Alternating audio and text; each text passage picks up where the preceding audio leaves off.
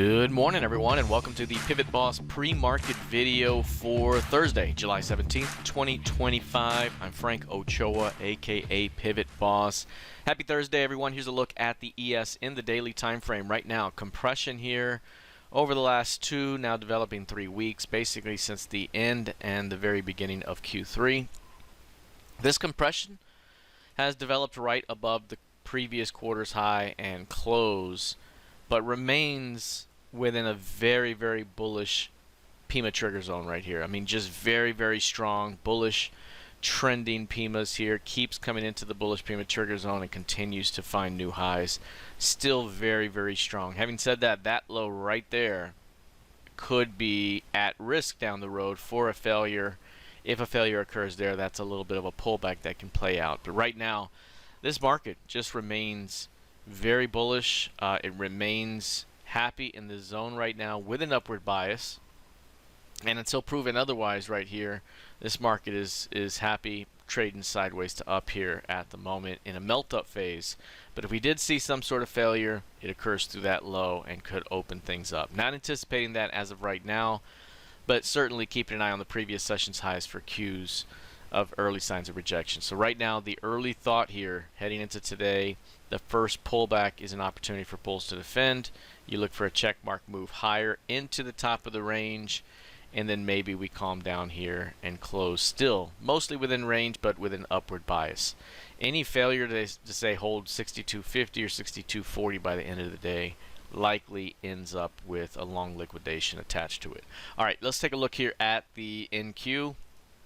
You're looking at the NQ right now. This thing's also remaining very bullish. You can see the compression that has developed as well over the last few weeks, but with a slight upward bias. Still quite bullish in the bullish PIMA trigger zone here.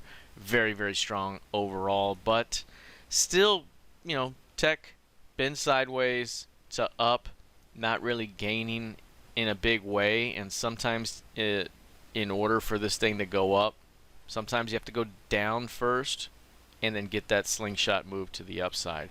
So is that something that might develop up ahead? So keep an eye on the NQ here as well. Now we did get pre-market data here, initial jobless claims, Philly Fed manufacturing index, things of that nature. A lot of it came out just above expectations here. Retail sales, core retail sales, so a ton of economic data here for the market to process. Still hanging in there at the moment heading into the RTH open. Looking at crude oil, up 1% right now. This one's stuck in the range, as we've noted. This one's just really going to have a tough time moving anywhere after all of this crazy action back here. You usually go the complete opposite and go compress. So this is about what we expected, and it has persisted for multiple weeks like this now, at least a month, and not anticipating any kind of real movement out of this range just yet. 70 big time top end zone, 64 bottom end zone, and we could trade anywhere in there until proven otherwise. Once we get out of that zone, we could have a little bit of expansion. All right, let's take a look here at gold futures. Gold right now modestly, well, now down about 1%, but still within the range. It really hasn't gone much of anywhere for the quarter, so we're pretty much break even on the quarter. That's the quarterly close. We were at it here, break even. We just went away from it and came right back toward it here, and are just off that level right now. So really haven't gone anywhere here for the quarter, and we're right at the apex here. So that right there is right at the apex of this larger pattern here. So big time compression, a little bit of a rounded top.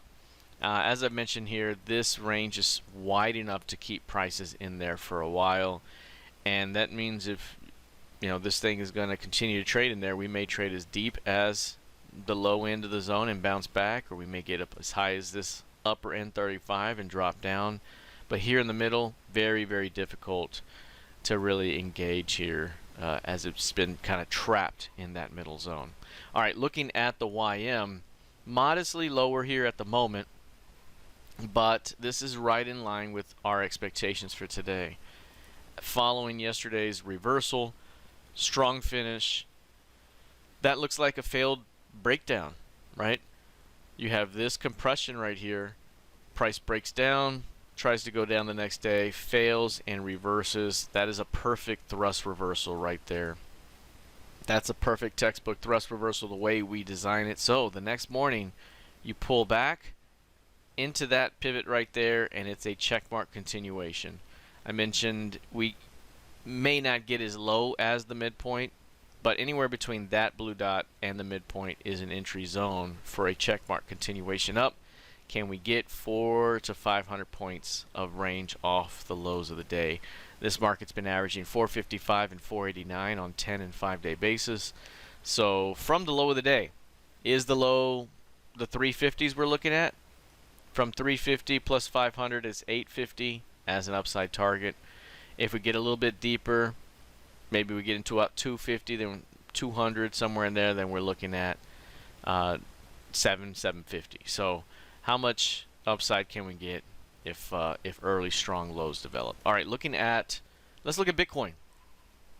This one's down about 1.3% at the moment. Inside day pullback, holding at these highs. I mentioned that this was a pretty decent high. It didn't have all the qualities we'd like to say that is a surefire strong high, but that was a good decent high. But look at how it's behaved since then. It hasn't really gone down. It came down, bounced back inside. That's a double inside day. That's a buildup of energy. Are we about to see another pop to the upside? This market remains hot, very, very strong at the moment. And as I mentioned, even if we got a pullback as deep as, say, 110, it could be a buying opportunity for another rotation back up. So this market remains too strong here to be selling at the moment. But can the next pullback be a buying opportunity for a squeeze and continuation? Remember, we got a little bit more upside to get into the 130 target up here, which is our next 100% target of the larger key range. All right, looking at Ethereum, this one reached our target yesterday. Right here, we said we just hit our 2800 target for a perfect double off our 1400 entry zone. And on that day right there, we mentioned the next potential flawless entry is 2200. And at 2200, flawless because you'll hit it one day and then you won't come back to it and you go straight to the target. And the target was basically 3350 to 3400. There's a gap fill at 3350. 3400 is a market structure level. We got both yesterday on an 11-point rally, 11% rally. Tremendous strength today. Up 1.6%, holding and continuing to hold above that 3400 level. Are we on the road to 4,000? Beyond 34 is 4,000. That's the next 600 up. You fail at 34, there could be a rotation as deep as 28 for the push into 4. So are we going to go straight ahead? Do we pull back and go? We'll see. But right now, crypto very, very strong. Ethereum up. XRP, newly added future, up 6.5% this morning as well. So very, very bullish for these markets. Not looking to really sell at the moment as this current wave remains quite bullish. So letting this thing play out. Do we have a shot for 4,000 up ahead for Ethereum? All right, that is it for now. We'll see how this plays out here heading into the rest of the session. Good luck, trade well, and I'll see you in the trading room. Take care.